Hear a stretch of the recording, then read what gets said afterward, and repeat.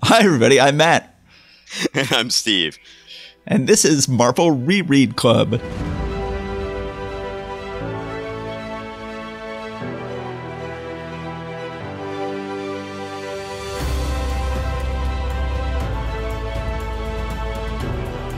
So, you got it right that time. Yes, I sort of sound like Scooby-Doo there. Roar, roar, roar. All right, let's skip the opening banter and jump right into Fantastic Four. What do you say? Okay, all right. I had good banter. I was going to talk about all kinds of wonderful things, but no. I understand you don't want it. Let's just skip it. Fine, and let's move to Fantastic Four number 55. I don't think it's fine. It sounds like it's not fine. No. If I have to tell you, then I'm not even going to bother. Fantastic Four number 55. Featuring the peerless power of the Silver Surfer. We've got Silver Surfer shooting at Thing on the cover. It is great to have him back. I love the Silver Surfer. We jump into the issue, see a raging fighting man Thing leap into action. When strikes the Silver Surfer, scripted with a smile by Stan the Man Lee, penciled with a passion by Jack King Kirby, delineated with dignity by jovial Joey Sinnott, lettered with a lilt by swingin' Sammy Rosen, applauded with a palm by Honest Irving Forbush. We see everybody's in suits. Reed's in a suit, Sue's in a suit, Ben's in a suit. Reed and Sue are going to continue their honeymoon. Ben is trying to reach Alicia. Ad is getting annoyed, sure that once again she is cheating on him. But then he says, "You're probably working yourself up over nothing, big fella. You can't expect a girl to sit by her phone 24 hours a day waiting for your call." And suddenly, even though he was just putting himself down, he switches gears and says, "Why not? You don't meet guys like me every day." Sue, annoyed at his switching, says, "Benjamin J. Grimm, you're just being obdurate. Obdurate. And he says, "My religion's got nothing to do with it." Which, of course, he will later be established as Jewish, but that is not clear here. But yeah, I don't know that that's a word that could be confused with something from Jewish culture or Judaism, but I don't know. I would have to run that by some friends. But no, that was a delightful panel. Also, just to point out the magic of Sinnott, look at Sue's eyes in that panel. Yes.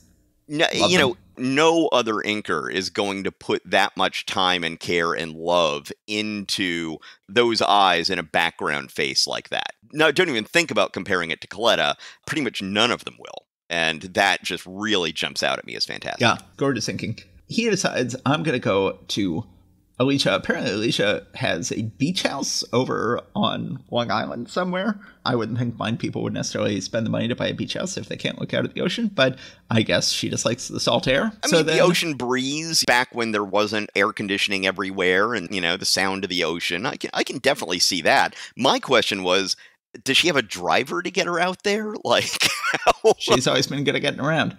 We then get a sort of humorous sequence where you've got some mountain climbers who are like, "We'll be the first people ever up here." And then there's Silver Surfer just standing there on the mountaintop going like, "I'm bored." And I've just been flying around the earth. And then the mountain climbers are like, but we thought we were going to be the first. He is thinking like, I liked Alicia. I'm going to stop in and talk to her. He knows that she is in this really magnificent looking beach house somewhere, presumably on Long Island. Some kind of Queen Anne style giant bungalow, or I don't know what you would call it. Like, one of the places where rich people would have, if anyone's watching The Gilded Age, it looks like one of the houses on the coast that those characters have. Silver Surfer lands. Alicia is playing guitar, which I don't think we've ever seen her do before. No. Many years later, there will be a nice run of Silver Surfer comics written by Dan Slott, penciled and inked by Mike Allred. And you've got a very Mike Allred looking picture of the Silver Surfer on the 5th panel of page 4. Also the second panel of page 5. Yes, very much so. So it was a good decision many years later to hire Mike Allred to do a Silver Surfer book. So then Alicia also is a housekeeper. Alicia has all sorts of things we've never known about before. I guess she's been selling a lot of sculptures and making a lot of money and is blowing it in all kinds of ways. Thing finds Alicia hanging out with Silver Surfer and freaks out and starts beating the crap out of the Silver Surfer. And they get in a big old fight that lasts for the rest of this issue. Meanwhile, we get a story intercut with it. We have a truly terrible use of photography on the bottom of page 8. It is completely muddy and cannot see at all what it was even supposed to be happening here. Unfortunate whenever they have bad reproduction of photography. Kirby's experimental and exciting use of photography in Fantastic Four, but it doesn't always work. where Johnny and Wyatt are in the Himalayas looking for the Inhumans when suddenly they see a bunch of Himalayans, a bunch of sort of basically Central Asians from the mountains. Let's just say that. Yes. They're like, why are they all fleeing this village? Is there some monster stalking this village? They don't actually hear the people in the village say, none that live are safe in the Valley of the Monster, but they are acting as if they heard that because they seem to know what's going on, and there is a shadowy monster above them. We are now intercutting between Ben and Silver Surfer's big old fight with lots of Kirby crackle and what is going on in the Tibetan Valley. One of these storylines seems to be covering more time than the other storyline is. Johnny and Wyatt are now camped out that night, even though not that much time has passed in the Ben Silver Surfer storyline. They are going up against the monster, which turns out to be Lockjaw, one of my favorite characters. And Johnny is certainly happy to see him, realizes that he has escaped from the Inhumans' negative zone, and that maybe he can lead them to him. That's the last we see of that storyline. Meanwhile, Reed and Sue finally show up to contain Ben as he is destroying the whole city blocks in his attempt to fight the Silver Surfer. The Silver Surfer's like, it's okay, no big issue, I will restore the destroyed city, and then I will create a bunch of flowers for Ben. Give those to the one called Alicia. It is a parting gift to you both from the Silver Surfer. Ben says, a bunch of flowers, he's gone, but sooner or later he'll be coming back, and when he comes, what's going to happen then? It's his next issue to free the Inhumans. Of course, what's going to happen next is that the Silver Surfer is going to get his powers stolen by Doctor Doom, which will result in an exciting storyline. But that is it for this issue. I think this is a fantastic issue. Placeholder issue, it doesn't have a villain in it, but I love seeing Silver Surfer again. I like seeing the Silver Surfer-Alicia relationship. Great seeing Lockjaw back. I really enjoyed this issue. Yeah, the Fantastic Four in this period is Lee and Kirby at the best they will ever be at anything they do. Right? Yeah. I mean, some people might argue with me on that. Some people are big Fourth World fans, but I submit that that is true. And so we're getting both of them at their absolute peak here. So and Sinnott. And Sinnott, thank you. Yes, I should not be neglecting the inker here. We get the power, we get the cosmic stuff, but then also from Lee, we get some of the philosophizing. So at one point when Silver Surfer is first talking to Alicia, he is monologuing and he says, yes, I have flown over this strange planet upon which humans dwell. I have seen men build and destroy. I have seen this world, which could be a paradise, reduced to a planet of greed and fear and hatred. I have seen humanity with its heritage betrayed. I can stomach no more. And I sort of feel that that is Stan hyperbolically editorializing there in the best sort of way. Certainly, the Silver Surfer is Stan at his most misanthropic or most despairing of mankind. Later, Stan soon will give Silver Surfer his own double-sized comic book every month to really mourn the state of the human race even more so every month without Kirby doing the art, which was apparently a big bone of contention. Yes. Over on my blog, secretsofthestory.com, I've been working my way through all of Shakespeare's plays. And of course, Stan loves Shakespeare more than anything. And Silver Surfer is not entirely unlike the Shakespeare character Timon of Athens. I just recently watched Timon of Athens with Jonathan Pryce in the BBC version, and it was a fantastic production. I cannot recommend highly enough that you go to BritBox and watch Jonathan Pryce in Timon of Athens.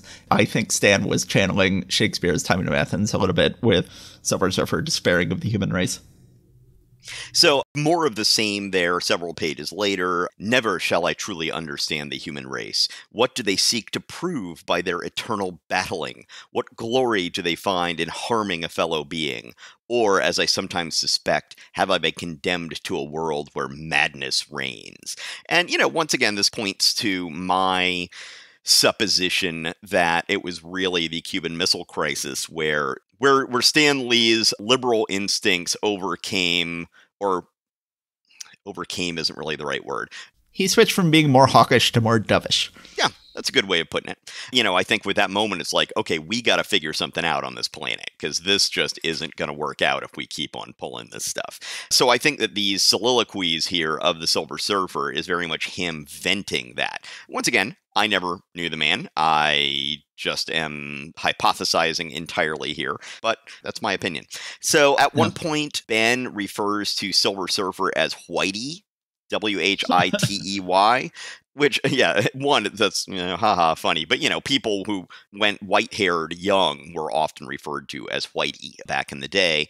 But that implies that the Silver Surfer really does look white as opposed to looking silver, which I find interesting. That, Yeah. I usually think of him as like, yeah, he looks white here because you can't really show a chrome-like appearance very well in these early days of printing. Yeah, which was also true in the upcoming John Buscema series. He never really looked very chrome, but later other artists will really get into finding various ways to make him look chrome. Marshall Rogers does a good job at it. Ron Lim sort of specialized in making him look very shiny and metallic in Ron Lim's great run on Silver Surfer. On page 18, panel 4, Sue says, "We've been searching for you in that police helicopter." So you see the helicopter behind her head. It didn't seem to land anywhere. So, okay, Stretcho can come get out of it, I'm sure. But could you actually lean out the side of a police helicopter the same way that you would lean out the side of a cab? Because that's what's going on there. At one point when they're talking Ben down, Reed is saying, "When are you going to grow up, Grim? Or are you trying to prove you're really as dumb as you look?" And I'm sitting here thinking, ooh, dude, you're the reason he looks that way. Yeah. You want to think about that before you say it. Yeah, just the art in this thing is fantastic, and the scripting is fantastic, and it's an aptly named book. Yes. Fantastic Four. Love it. All right. Should we go ahead and move on to Strange Tales number 149, The End of AIM, Nick Fury, Age of S.H.I.E.L.D., featuring a fascinating visiting artist. This is not an artist who I thought had ever done any Marvel Comics. Shows up to just do penciling and inking on this one issue. But I will let you take the lead. Yes, so this is The End of AIM, edited by Stan Lee, layouts by Jack Kirby, script by Denny O'Neil. Okay, we've seen him doing some stuff. Art by Ogden Whitney. Now, I'm sure that you knew who that was immediately. I went and looked him up, and I was like, yes, I know Matt knows who that is. We will talk about him momentarily. Lettering by Artie Simak. Ammunition by the Forbush Pyrotechnic Company. By the way, I don't think we said that this is featuring Doctor Strange and S.H.I.E.L.D. We have not made that clear. And that we are starting with the S.H.I.E.L.D. story. So, Ogden Whitney, one of my favorite comic book artists, did the absolutely wonderful series Herbie the Fat Fury, which later would be combined with Ditko's Question to become the character of Rorschach. But certainly... Wait, what? I've never read any Herbie the Fat Fury. I had no idea he had anything to do with Rorschach. He does. You read Herbie the Fat Fury, and it is clear that Alan Moore loved this character and loved these comics. And Rorschach's habit of saying Herm comes directly from Herbie the Fat Fury. Just absolutely wonderful comics. I cannot recommend them highly enough. A truly weird comic. He was this just entirely unflappable guy who just liked to suck on his lollipops and liked to be unflappable as he went through the world, but would occasionally get summoned by the president, first Kennedy and then Johnson. When he would be summoned by Kennedy, Jackie Kennedy would just swoon over Herbie the Fat Fury the whole time and clearly want to leave Kennedy for him. And then later Lady Bird Johnson would swoon over him and want to leave LBJ for him. And then he would get these bizarre missions to go on and would be sent out over the world. I did a blog post about it many years ago. You can include the link to that in the post that you make about this episode. When we talk about the comics companies that we remember, we never talk about American Comics Group. They are a truly forgotten comic book company, but the one thing they're remembered for is Herbie the Fat Fury, who first appeared in Forbidden Worlds, an American Comics Group comic. I guess Ogden Whitney just has co-creator credit with Richard E. Hughes, writing as Shane O'Shea, but I think of Whitney as being the main creative force behind the comic. Anyway, it could not have been a more self-aware, utterly bizarre comic. I will go ahead and include the link to the Great Moments in Comics number 9, Herbie Meets the Kennedys post that I did way back in Saturday, April 24th, 2010. So Ogden Whitney shows up here. I like the penciling and inking just fine on this issue. I'm liking it better than the heck that we had in the last couple of issues. Not liking it as much as we're about to get Buscema for one issue, and then the Great Starenko will arrive. I like Ogden Whitney's art here. I think he's doing a good job. Everyone has a lot of personality. I don't know. What do you think of the art? I thought it was, I mean, it's just fine. Oftentimes with a new artist, if it's not somebody who just absolutely blows you away at the first moment, it can take a while to really sort of figure out their style and figure out what you think of it really in a more sophisticated way. And I haven't had that yet, but it seems like it's well done. Yes. Well, definitely check out Herbie. Anyway, lovely little surprise to get him in here. Yes. So I think that this was set up in the previous issue when they were having this trial of Nick Fury on the helicarrier, and then he jumped out a window. I think the whole point was AIM thought that then S.H.I.E.L.D.'s guard would be down while they were focusing on that whole circus, and so they could then get into S.H.I.E.L.D.'s ground headquarters and steal a life model decoy so that they could study it. Yes. Dum-Dum is there with a whole coterie of armed men. They're like, why can't we do anything? He's like, we haven't gotten the word from Fury yet. I'm like, oh, okay, well, what's going on with this? It turns out that the life model decoy that they stole is not a life model decoy. It is the real Nick Fury. He then, being the monumental badass that he is taking on this whole bunch of AIM goons single-handed. He does have a projectile weapon with him at one point. When he shoots it at some stuff to create an explosion, he says, I put my shot in the general area of that heap's fuel tank, and Stark's nitrogen projectile takes it from there, implying that that helped cause the explosion. Nitrogen is a very safe and neutral gas. It is not going to... Yes. You know what? Come to think... Wait a minute. If it is a nitrogen compound, that is actually what fertilizer bombs are. So you know what? I take it back. Maybe it has basically fertilizer bomb pellets that it's shooting out. Okay, all right. Yes. I've convinced myself that is acceptable.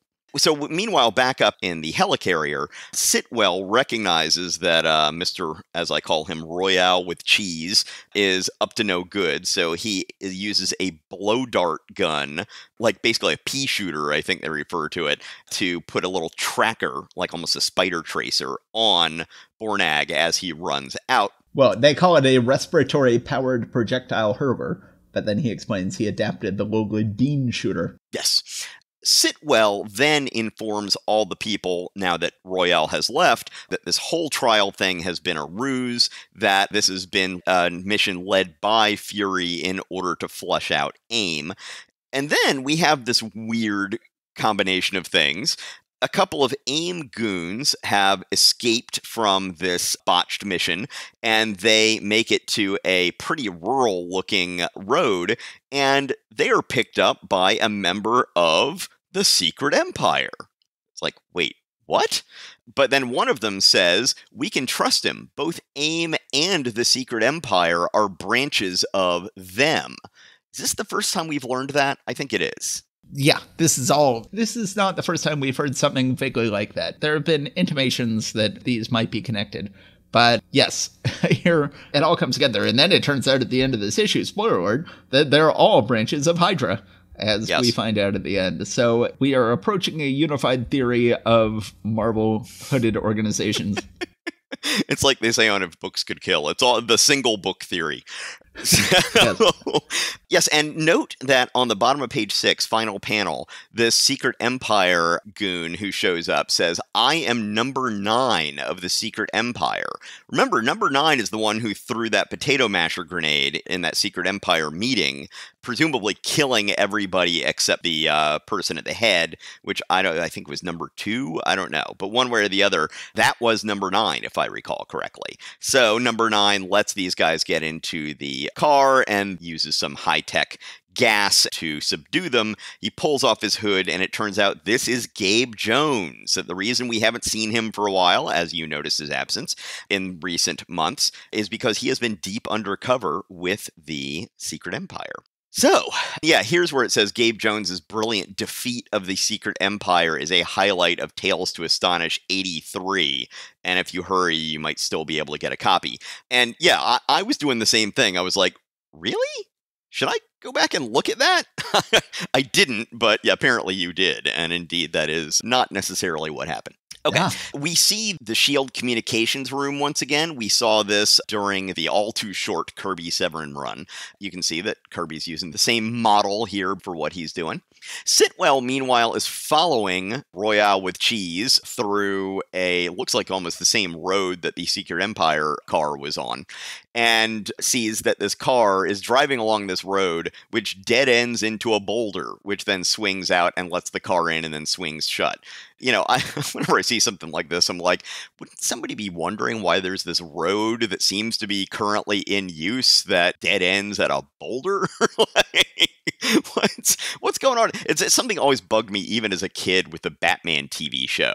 So no one's going to notice that the Batmobile always heads off in the same direction and there are tracks that go until it hits the secret entrance? No? Okay, I guess not. So Sitwell calls into S.H.I.E.L.D. that this is where the objective is, but then it explodes, seemingly on its own.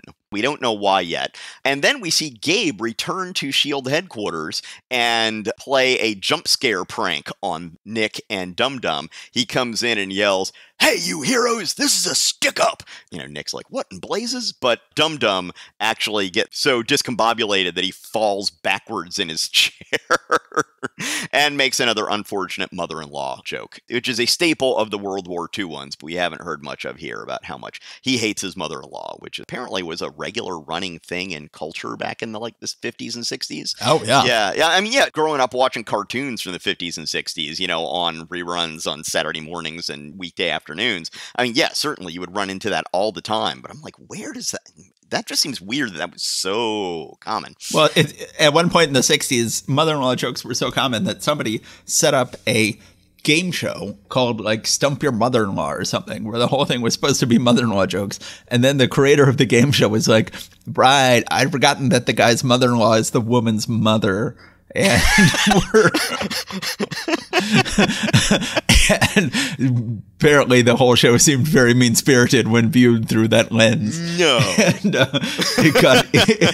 it got instantly canceled. So anyway, they start piecing together that all of this sounds like it may have something to do with Hydra, something that one of either the AIM guys or the Secret Empire guys said. So they check the Hydra records. And apparently the Hydra records are behind a door that is stamped Hydra. Reports, documents, microfilm, armaments, uniforms, table of organization, financing, with a couple of guards in front of it. So they've got their own separate Hydra files room that is very clearly marked. So they go in and they're looking through some of their stuff, including those goofy skateboards that Hydra had in one issue.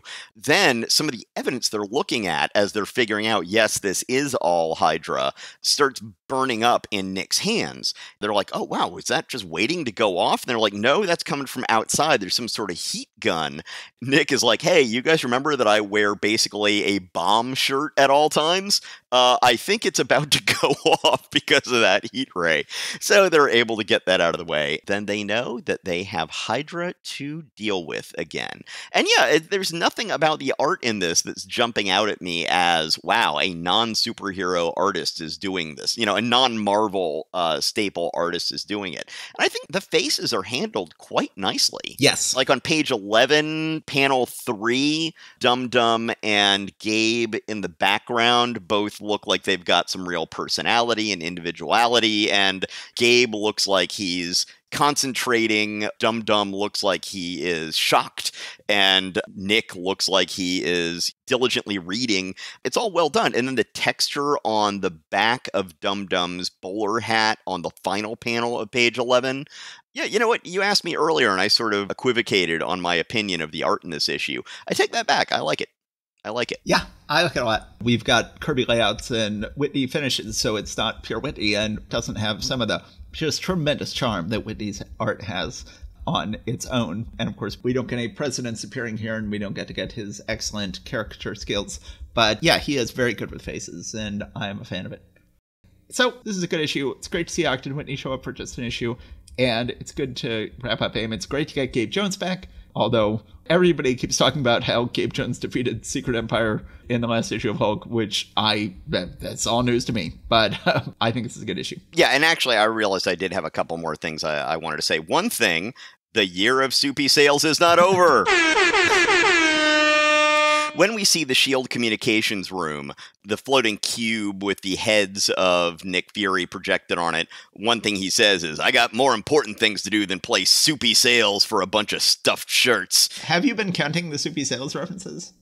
No, I haven't been keeping a tally, no. But I think this is at least the 8th. I think more than that. Oh, it's more than that. I think it may be up to a dozen. I think we're in double digits. Yeah, I think it may be up to 12. It's been... truly astounding. It's been truly bizarre. Well, I don't know how many multiple soupy sales months we've had, though. Yeah, I don't know. It would be funny to go back and actually total them up. We'll have to do that. One bit of dumb dialogue when they're figuring out that them and AIM and the Secret Empire and Hydra are all one thing. Nick is reading a statement from someone in Hydra, and he says about Hydra, it shall last forever. It has resources you've not dreamed of, resources which will ensure its ultimate triumph. And Gabe then says, I just thought of something. The plural of it is them. Okay? Yes, and that's supposed to, Because they're saying it has resources, and then it plural is them, the organization them. This proves that right. Hydra is part of them, or them is part of Hydra, or whatever. Right, yeah, and it's like, no, it doesn't. That's just the way English works. Like, what are you doing? True. And then when they finally take care of the exploding shirt, there is a somewhat unfortunate little bit of dialogue that I'm sure was, well, I think was probably inadvertent, but I don't know. Dum Dum says, we made it, Mr. Jones. And Jones says, did you ever doubt it, Mr. Dugan? And then Fury responds, 1,000,000 fighting men in the world, and I gotta pick up a couple of bargain basement minstrels. Uh-oh. Yeah. I mean, that probably wasn't inadvertent. That's a shame. Again, he was trying. Yes. Well, he wasn't trying in that particular panel, but in general, he was trying. So, moving on to Doctor Strange. If Kalu'u should triumph, I'm going to pronounce it Kalu'u throughout this whole thing. Both Doctor Strange and the Ancient One are being held in stasis of some sort by magic powers. The Ancient One looks like he's stuck halfway through a flying carpet sort of thing. Yes, never explained. Why is he stuck halfway through a flying carpet? This is just something that is already going on page 1 of this book, and it is still going on page 10 of this book. How on earth would you get yourself stuck in a hole in a flying carpet? I have no idea. This is probably Bill Everett trying to pull off one of those sort of dimensional gateway things, but it just doesn't really work in this case. Editing Stan Lee, I notice he always puts himself first, even if he's only the editor. Writing Dennis O'Neil, art Bill Everett, lettering Sam Rosen, technical advice, the Forbush family ghost.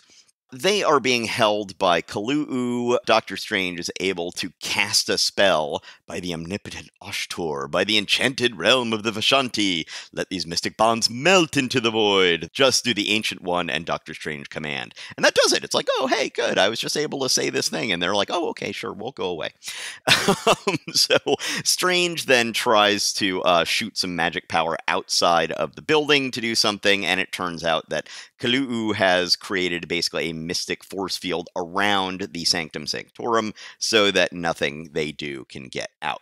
The last panel on page 3, I noticed that once again, Everett is doing his, well, he's making an effort to make those sort of dimensional portal type things happen. But if you look at the top right corner of the final panel of page 3, there's a black smoke demon of some sort that has a green area around it that Everett just drew basically a vertical line showing where that thing's coming out of. Yeah. Like, okay, that doesn't do it. Strangely enough, there's just a young couple who's out for a walk who ends up seeing Kalu'u doing his stuff, and they just get scared and go off and say they have to call a policeman. The Ancient One is getting weak, and Doctor Strange is very concerned for him. The Ancient One is saying, look, let all these demons in here. Don't try to fight them yet until he gets them all in, because then the door will close, and then he can't help send his power through the doorways or something like that. And Doctor Strange can't restrain himself because he is just afraid that the Ancient One is getting too weak. Doctor Strange thinks, oh, I'll just send my ectoplasmic form out of here, not thinking that it's like, well, yeah, Kalu'u created a magical barrier around the place. Your ectoplasmic form isn't going to be able to get out either. And the Ancient One can't even get himself out of a rug. Strange sends the cloak after one of these weird, squiggly-looking demons. These are much more Everett-looking than Ditko-looking things here. I was glad that he had a chance to use his cloak as an independent actor again, or dependent actor, as the case may be, which he has not been doing since Ditko left the book, and it's fun to see Everett exploring some of Ditko's use of the cloak again. Yes, but according to the dialogue, it does not work. This thing is able to wriggle away. And Matt, do you remember the board game? I don't know whether you ever played it. I played it with some of my other friends. Snit's Revenge? Yes, I do. This little thing that's wriggling out of the cloak looks like some snit or something from Snit's Revenge. Yes. I don't know. Just jumping out at me for that. Doctor Strange pulls out his Eye of Agamotto. As you have pointed out, usually you're a little disappointed when it's just, oh, I'll just pull out my amulet and shine the light of goodness on these things, and then suddenly we will win. But they do at least have here that the Eye of Agamotto is clearly spent, and it looks sort of puffy and tired. On the second panel of page 8. Looks like, oh, dude, you need to go see a doctor on that. I think you might have pink eye. I'm not. Yeah, I hadn't noticed that. That's great. It looks stoned. Let's just say it looks like it's stoned. Let's see. So the police show up from that young couple who had called them. They are not ready to deal with what's there. Kalu'u stops them with some mystic power. So then Kalu'u is focusing all of his hatred into magic that's going to destroy the Sanctum Sanctorum. And on the top of page 9, there's a neat panel of the Sanctum Sanctorum being pulled apart in a way that kind of reminds me a little bit of the special effects that we saw in the first Doctor Strange movie, with some of the buildings and stuff kind of collapsing or folding in on each other. Meanwhile, just his power is coming through Strange's headquarters and just wrecking all sorts of stuff. So then he's like, oh, okay, they should be defeated. I can go in and get them. But he goes inside and can't find anybody. They don't seem to be there. He says, no, it's not possible. They did not escape. They must be here. They must be. And then the final panel says, and as Kalu'u stands trembling, his eyes wide, his mind struggling to understand his failure, 2 tiny candles flicker unnoticed in a dim corner. So clearly this is Doctor Strange and the Ancient One have somehow transferred their life essence or whatever into these candle flames at the moment. So next month, the conquest of Kalu'u. Yes. I think this is a perfectly fine issue. The art continues to look very dated and golden age. I don't like the look of Kalu'u, but I think that Everett is still really stepping up in this comic and trying to match Ditko's other dimensional weirdness. And if you thought that this comic would become less weird when Ditko left or less interdimensionally bizarre, then you can feel reassured here that Everett is trying to live up to Ditko, and I think he's doing an okay job. I did like the idea of just, hey, we got 2 wizards wailing on each other here. What happens if some good Samaritans walk by? And are like, that can't be right. That guy doesn't look like he's up to any good. Let's call the cops. Which, I'm like, okay, that's a good development. I like this. Good for those guys. Yes, indeed. One more thing here. I noticed that when Doctor Strange throws his cloak at that squiggly-looking demon, Strange says, if we can bind some of the mindless ones in this garment, perhaps the rest will fall before our spells. And I'm pretty sure I think of the mindless ones as being a specific group of otherworldly beings, not this one. But yeah, Everett, as you said, he is doing a decent job of interdimensional weirdness in ways that are not contradictory of what Ditko was doing before, but that certainly have a little bit of his own flavor to it. So like the demons that he's fighting look very different from Steve Ditko demons, but you've got stuff like first panel on the final page. That looks like an interesting interpretation of the many weird kaleidoscopic dimensions of Doctor Strange, but looks like Everett's doing his own thing with it, but still making it work with the other stuff we've seen before. It's not bad. Like you said, very Golden Agey, but not the worst thing in the world. Okay, let's go ahead and jump in with Tales of Suspense number 82, featuring Iron Man and Captain America, the maddening mystery of the inconceivable Adaptoid. And we have an excellent Kirby cover. About this cover, is this the first time we have seen a color hold used? It may be. It certainly looks shocking to me. I don't feel like this is something we've seen a lot of. Explain what a color hold is. It's when a comics artist will draw a page of art that is not to be published in the black layer when they're publishing things. Instead, it's supposed to be published in one of the other color layers. These were used pretty commonly in the 80s. This is one way you could create various kinds of special effects. And so what we see here is black and white drawing of Captain America in the foreground, falling back on his heels, and a creature in a doorway and a shadow coming forward. So that's what's in black and white here.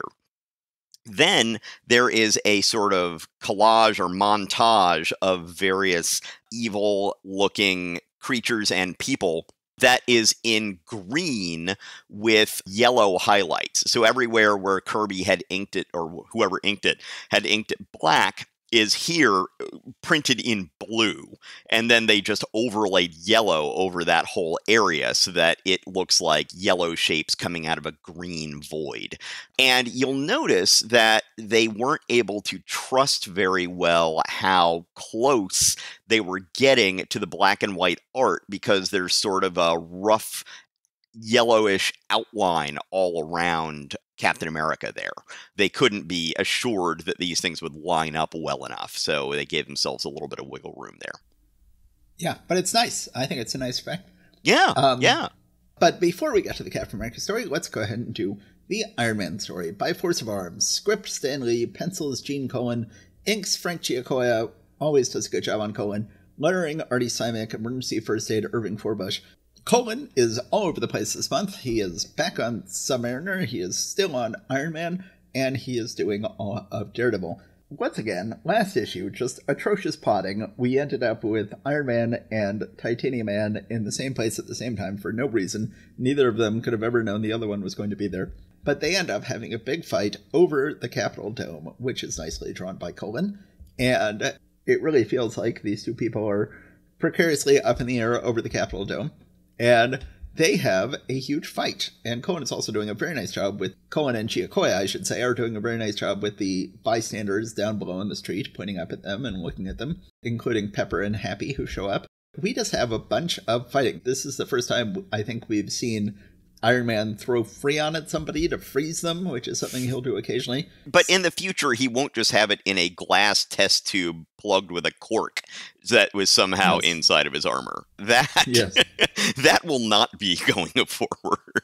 Meanwhile, Senator Byrd, this is the first time we've heard his first name. Senator Harrington Byrd is watching it. Of course, he has a big interest in these two people, but again, it is sheer coincidence. They are just outside his window. And then we just get page after page after page of fighting. We see Iron Man use roller skates, which he would do occasionally still in the 80s. And I always thought it was really dumb when I was a kid. I'm like, why does he have roller skates built into his boots? I could buy it more in the 80s. Right here, he is on terrain that would absolutely not be good for roller skates. Like, not in any way, shape, or form. Yeah, his one-wheeled roller skates remind me of the one-wheeler Wubble in I Had Trouble in Getting His House Lou by Dr. Seuss. I don't know if that would hold up. But by the way, if you like hearing my voice on podcasts, listen to the Fuse 8 and Kate podcast. I did a similar thing to what I do on this podcast, but I was discussing the book I Had Trouble in Getting to Solace Lou by Dr. Seuss with my lovely wife and sister-in-law who run that podcast. So check out the Solace Lou episode of Fuse 8 and Kate podcast if you like hearing me talk about odd stuff from the 60s and its socio-political implications. But then Pepper foolishly steps into the battle and lets Titanium Man know, oh, that's Iron Man, I care for him and he cares for me. And Titanium says, oh, you don't say. Okay, then I'll threaten to kill her. And Iron Man's like, don't. And that's where the issue ends. Next issue, victory. You know, a big battle issue. Colan does a good job with the big battle. Giacoia does an even better job inking Colan. So it's a perfectly adequate issue. You know, you just have to sort of forget the atrocious plotting that got everybody into this situation, and it's a perfectly fine issue. I was not as impressed with at least the splash page image of the Capitol Dome below them as they're fighting. Let me put it this way. That doesn't look much better than I would do if I were trying to figure out the perspective on that one. But that's a tough one anyway, and it's not like you had the kind of photo reference that we have these days. It does a much better job of it on page 2. So the crowd that's watching them is almost a character of themselves. They sort of make up a character in this whole thing. They're watching the entire time. You're getting commentary back and forth from people about various stuff. And they all look very individual. So on panel 3 of page 2, in the crowd is a man who looks like he is East Asian, who is looking up at the crowd and just saying, no, it isn't a gag. This is the real Titanium Man. It can't be anyone else. That's nice to have, you know, some diversity in the crowd, not have somebody's diversity just be about the reason that they're there necessarily. So on page 4, panel 1, where we see the crowd once again, the second speech balloon, a man is saying, Iron Man was supposed to testify before Senator Byrd's congressional committee. Was he? Who was supposed to testify? Yeah, wasn't it Tony Stark, come to think of it? Right. Yes. Yes. That is my point.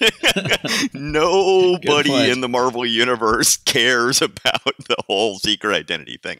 Then yes, the whole Freon thing, okay, I can take the Freon thing, but the fact that it's literally a glass test tube with a cork stopping it up that he happened to have in a secret compartment in his armor, I don't quite get. Also, you know, so you're getting a lot of views of Washington, D.C. and various monuments and statuary and stuff, and Colin's having a pretty good time with it, but on page 5, panel 3, the panel that takes up the bottom half of the page, is that a monument that I should be recognizing that's down there?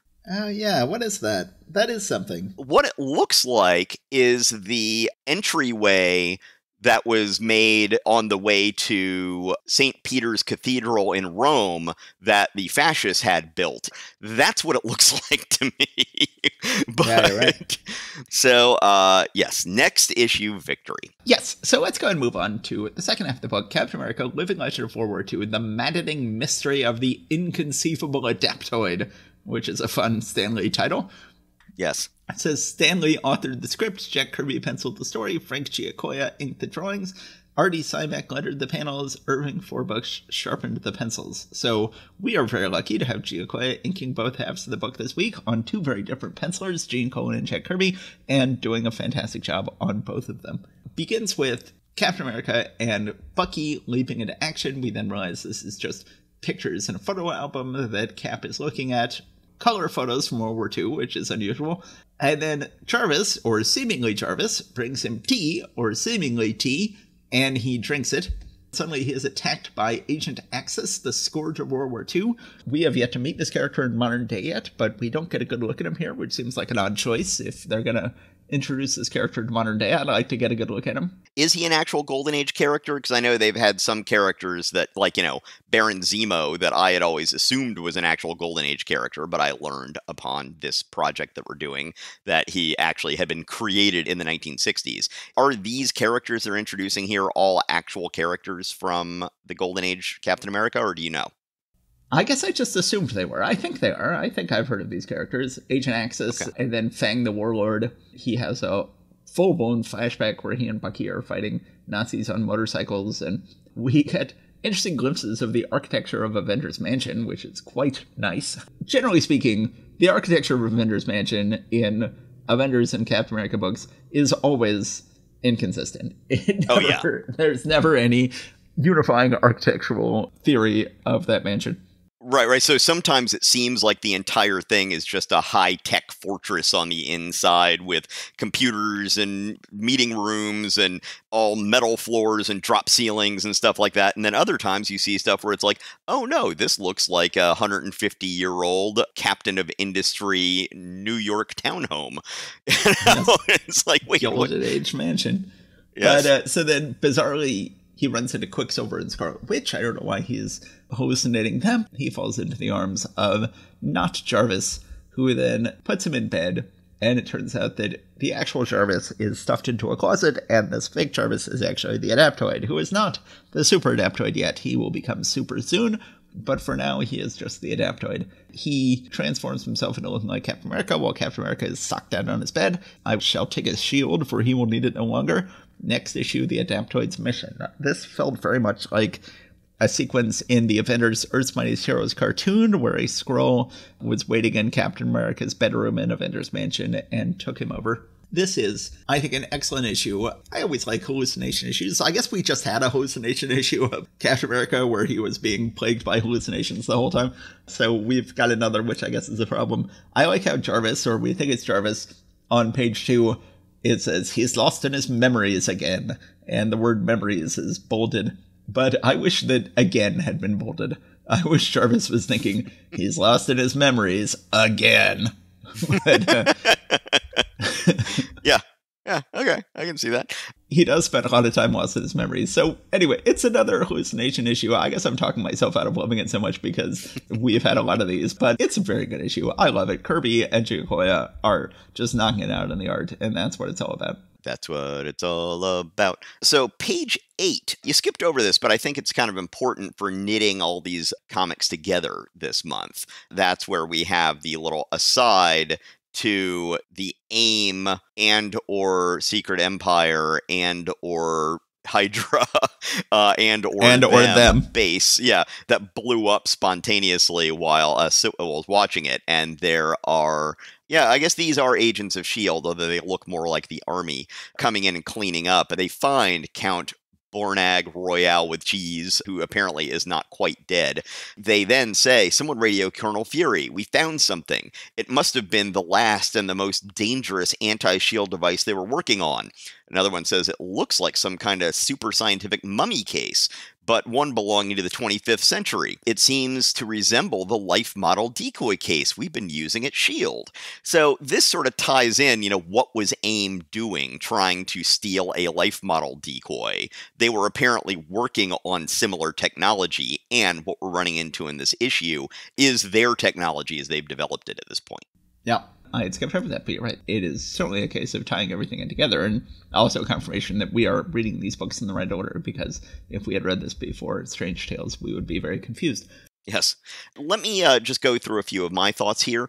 First of all, remember several issues ago when Captain America was looking out into an approaching thunderstorm and the lightning started blending into memories of shell fire during the end of World War II. And I was speculating, it's like, this really sounds like PTSD, even though they didn't call it PTSD yet at that point, and most people didn't want to talk about PTSD. It was called battle fatigue. And here in this issue, at one point, Captain America is saying, after all this time, after all my many battles, is the strain finally beginning to get to me? Can this be some form of long-delayed battle fatigue, or am I simply losing my mind? I find that interesting once again. Battle fatigue, also previously known as shell shock, so it was originally called shell shock, then renamed battle fatigue, and then later renamed PTSD. Yes. And, of course, the portrayal of Fang the Warlord is quite unfortunate, but it is what it is. It was a World War II era Japanese depiction. You're not gonna get much good out of that. I really like a panel where this is on page 5, panel 2. I really like Captain America kicking the Nazi off of the bike than just landing on the bike himself. That is just really, really well done. All while he's having this internal monologue of like, am I crazy? Is this the real world? Did I imagine the Avengers? And meanwhile, he's just like, while I'm going through all this stuff in my head, I'm just automatically kicking Nazi ass and stealing Nazi motorcycles. I am definitely here for that. At first, before we knew that Jarvis was not Jarvis in this case, my first clue on that was the last panel on page 7, when Jarvis is holding Captain America's unconscious body in his arms in front of him.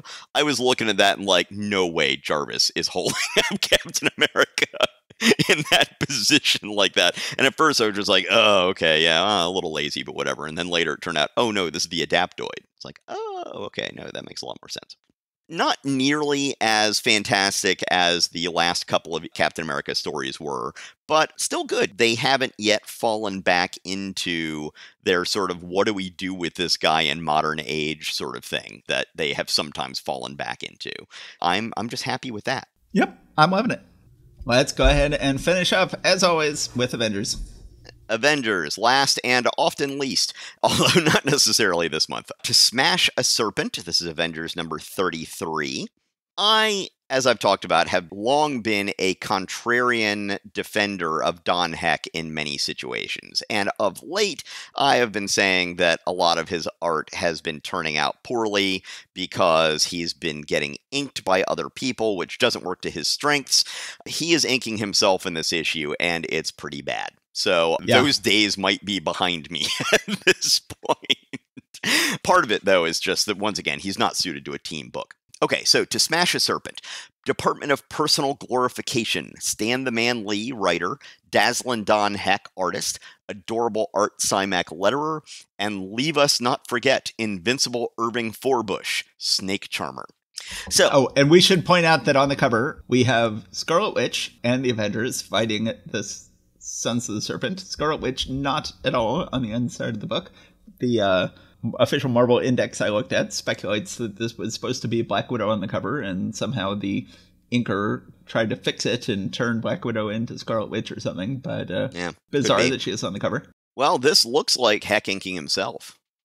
Yeah, I think you're right. The cover does look like inking himself. Okay, he just got very confused and put Scarlet Witch on the cover. Well, also notice the corner box still has Scarlet Witch and Pietro up there as well. Because if it just had the four of them, it would look bad, because there shouldn't just be four Avengers. So, indeed, one of my problems I've had with this book for the last several months is not enough Avengers, as continues to be the case here. So, the cliffhanger last time was that Captain America had been physically captured by the Sons of the Serpent and was chained up to a wall. They are trying to convince him to join them, which will be a huge PR coup for them, so that they can prove to the American people that they are actually the people of right and justice and patriotism, because they hate foreigners and anyone who is a foreigner in this land, as well as apparently black people, because they also did a hate crime on Bill Foster last issue. Talking about the poor art, page 2, panel 1. What in heaven is going on that panel? Oh, God. What on earth is the perspective supposed to be on that panel? Page 2, panel 1. Oh, my God. If you have access to this issue, go look at it. This is truly terrible perspective. It is. I hadn't even noticed. Yeah, no, it's just nuts. So we're getting sort of a down shot on Captain America chained up to this wall from behind the heads, or above the heads, or I guess not quite above, from sort of to the side of the heads of the Sons of the Serpent. So they're sort of not the same perspective as Captain America, but I could forgive it as long as you made the floor do the work for you. Well, the floor is at an angle to where it looks like it is at Captain America's feet, but to the right of the Sons of the Serpent, as though they are floating in space with this floor-like wall to their right. It's just, I mean, and once again, this is one of those things where it's like, it's the 60s, it was a hurry, you know, the inker might just not have figured out what was going on and try to do their best. Again, Don Heck inked this. So, anyway. So, I should point out on the bottom of the page, once again, we have this ad for Watch Marvel Superheroes on TV, but this comic has been stamped. It says WORTV 9 New York. So they are saying what your local affiliate will be. I mean, it seems like very ambitious to try to have ads that are stamped for every individual city differently, which I'm not surprised that most people didn't do. But this one, they actually did. So Captain America obviously is not going to throw in with these guys, and we're going to come back to that later. Meanwhile, Hawkeye is stewing over the fact that Giant Man made them tell the Sons of the Serpent that they were not turning them down, that they might well join them. And then a couple of Sons of the Serpent come into Avengers Mansion, because once again, anyone can just waltz right into Avengers Mansion. But in this case, it turns out that Giant Man invited them, and once again, Hawkeye Hawkeye is really pissed off. Janet isn't that much more thrilled about it, but she's letting Hawkeye know that it's like, no, those guys were actually a suicide mission and they were trying to blow us up, and so we decided to be nice to them so they couldn't figure out what to do. Now, they could have still just blown themselves up. That's not how suicide missions work, but I guess they thought that the whole idea of, oh, okay, they're actually going to come and do a public press conference endorsing us, maybe they figured that's more important than blowing up the Avengers. Once again, terrible storytelling stuff here. On page 5, after the Sons of the Serpent leave, there is an explosion. Ba-toom! But suddenly, before another syllable can be uttered, it's like, oh, it must be one of those serpent statue things. Well, what, it blew up first? And then you see the thing, and then it blows up again? Like, I've got no clue what is supposed to be going on there. So we get more of General Chen in a meeting in the UN. Happens to be with Senator Byrd, actually, which is a nice little tie-in. Bill Foster comes... But this is just terrible. This is what should have been a very progressive story that Stanley could have been very proud of, is completely turned on its head here, where they have General Chen saying, like, he is the one who is supposedly upset about racist elements in America, and he is denouncing racism in America, and he is a communist dictator he will be revealed at the end of the issue to be the leader of the Sons of the Serpent. But even before it's revealed that he's the leader, he is clearly just using this racism, which is actually not as much of a problem on its own, but really a problem because it is allowing communist dictatorships to claim, oh, look at America. You say we're bad. Well, look at America. Isn't America bad? It really is turning this whole story on its head. What should have been an excellent denunciation of racism in America instead of becomes this sort of cheap anti-communist propaganda. It's a real shame. I guess it does have an unfortunate echo to the accusations that the civil rights movement was all ginned up by communist countries in order to divide us and turn us against each other. Yes. But just coming from the other direction on it. Yeah, so that is rather unfortunate. This has more in common with some of the extremism being amplified by Russia and China and Iran and some of the other countries today on the internet that has been, I think, amplifying some of that natural stuff that's here in our culture and making it more and more toxic. Bill Foster comes storming into Avengers Mansion. Once again, anyone can just stroll in there. And he is really pissed, and rightfully so, because he is not in the loop on what's going on, and he knows that he was just helping Giant Man as a colleague, then finds out that Giant Man is seeming to endorse a nativist white supremacist group that had just hate crimed him in the previous issue. To be fair, nobody is in the loop. He's not in the loop. Hawkeye is not in the loop. Nobody is in the loop. Even Jan, I think, is just assuming that Goliath must be up to something. This is a loop of one that Bill Foster is not in. Well, in page 7, panel 2, there's dialogue after Bill Foster is driving off saying, Bill Foster had faith in you, Hank, in all of us. Why didn't you confide in him? And Hank says, it's better this way, Jan. I hated to do it, but we're playing a dangerous game. It's safer for him to be out of it till it's over. She says, is there always a plan behind what you do, High Pockets? Oh, sorry, that's not her. That's Hawkeye. But I'm still going to read it in that voice. Is there always a plan to what you do, High Pockets? So that seems to imply that they at least know that there is a plan. By the way, I don't like the drawing of Bill Foster on page 7, panel 1. Looks that I don't know that I don't like that picture. It also looks kind of like Frank Robbins. You were saying before, you're right. It looks like Frank Robbins. Yeah, you're right. It does. Generally speaking, whenever we don't like a panel, we're going to say it looks like Frank Robbins, future terrible Marvel artist. I don't have the hate on for Frank Robbins that many people do, but then I haven't been exposed to that much of him either. In the Sons of the Serpent headquarters, Captain America is now saying, like, hail, Sons of the Serpent, you know, I will do your bidding. You are great and patriotic and wonderful. And we, as the audience, are like, what? What? Did I miss something? I didn't think I saw that. Well, they're going to have a payoff for that in a little bit, but it's rather anticlimactic. The Sons of the Serpent are having this press conference. They're sending Giant Man out to endorse them. Meanwhile, Hawkeye is saying, hey, there's this still cloud that's just hanging over the UN building. I'm going to fly up in there and see what's going on. And so he flies up in there, and there's some big ship that's there, and he's able to fly into the ship, which, they do at least admit that it's like, uh-oh, if it's opening up and letting me in, they probably know who I am and are going to be waiting for me. There's some decent action on pages 10 and 11 of Hawkeye fighting Sons of the Serpent in this aircraft thing of some sort.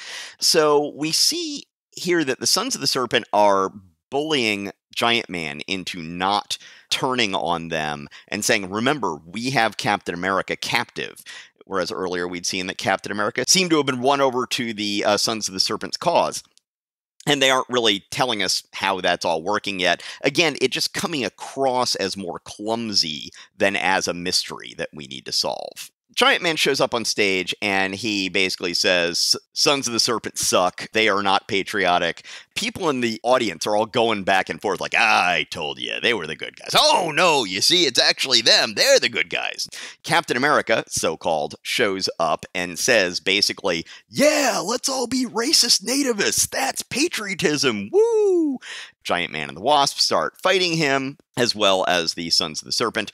Captain America, once again so-called, escapes with a couple of the Sons of the Serpent up to that ship. Again, poor storytelling visually here by Don Heck. It's really unclear what this floating disc is that they're going up to the ship on. Giant Man is able to somehow hold on to the bottom of this flying disc, even though there is absolutely nothing that it looks like he's holding on to there. It looks like it's just slick metal. So Giant Man and the Wasp get onto the ship. They join Hawkeye in kicking some butt. There's, once again, some decent action panels. But now, once again, with the what the heck is going on storytelling-wise, page 17, the bottom two rows of panels. Hawkeye is thinking to himself, no one's been able to get past me yet, but what happened to Natasha? From here on in, it's all up to the Black Widow. We haven't seen the Black Widow at all in this issue, have we? No. And we only see, we first see her in silhouette, then we see just her legs, and then we see her cropped on the side of the panel. It's absolutely terrible storytelling. Yeah, and so I'm guessing that when we saw her in the previous issue in a crowd listening to the Sons of the Serpent, we knew that she was not joining the Sons of the Serpent, that she was being there undercover, but it seemed to be like she was doing this on her own. But it now seems like, oh, that was a part of a plan that she and Hawkeye had hatched for her to be a mole inside of here. Really not explained well at all. It turns out that that Captain America they had that was endorsing the Sons of the Serpent wasn't Captain America! No! Yeah, we couldn't have guessed that at all. So then Steve Rogers, shirtless, is fighting in some nice panels. Page 19, panel 3, really lazy panel of Hawkeye punching out a member of the Sons of the Serpent. I say it's very lazy because he has only 1/4 of each character's face in the panel, so he doesn't have to draw too many facial features. Yes. Then just a big fist in the middle, and the perspective doesn't work because the foreground guy's head should be much larger from the perspective we're looking at this, but it's about the same size as Hawkeye's. So anyway, in the end, they reveal that it was General Chen who was running the Sons of the Serpent. All the Americans are like, oh, that's right, I guess that we should just remember that racism is always bad, and we learned our lesson, and it was never a problem again. Yes, certainly it would never again happen that there would be a fight about racial injustice that would be blamed on outside agitators. That never happened again? No, not at all. And right around the time this was happening. So, beware of the man who sets you against your neighbor, for whenever the deadly poison of bigotry touches us, the flame of freedom will burn a little dimmer. So, once again, he was trying. He, made some mistakes, but Stan was trying. Yeah, it's a real shame, and which will turn out to be Stan's penultimate issue of Avengers. He'll start a 2-parter next issue and not finish it. This has never been a great book. The first 8 Kirby issues were pretty good, but since then, it has been a C-list book, despite having A-list stars. This could have been a way to go out on a high note, Stan, but you ruined it. So when they unmask General Chen as the Supreme Serpent, General Chen actually says, "Bah, everything would have worked perfectly If not for you accursed Avengers. I'm just thinking Scooby-Doo. 3 years before Scooby-Doo went on the air, so we've got the secret origin. Yeah, this really is a Scooby-Doo ending. They rip the face mask off, and they're like, oh, it was really General Chen. And I would have gotten away with it if it weren't for you. Yeah, exactly. Yeah. All right, so let's go ahead and wrap this up. So thank you, everybody. Oh, and Matt, you pointed out we got another review on our Apple podcasts the other day. And we have been getting more 5-star ratings on Spotify lately. Yeah, so thank you, everybody out there who has liked and reviewed our show on whatever podcatcher you use. That helps people find us, and the more people will find us, the more we'll feel that we have to keep doing this. Yeah. All right. Thank you, everybody, in America and around the world. And we will be in your ear holes again in a couple of weeks. Thanks, and take care. Thanks to everybody in America, outside America, unless you are an outside agitator, in which case, take your outside agitating and go home. We are not welcome here in America. Stop. No, Matt, no. Okay. Take care and stay safe out there, people. Bye. All right, bye, everybody.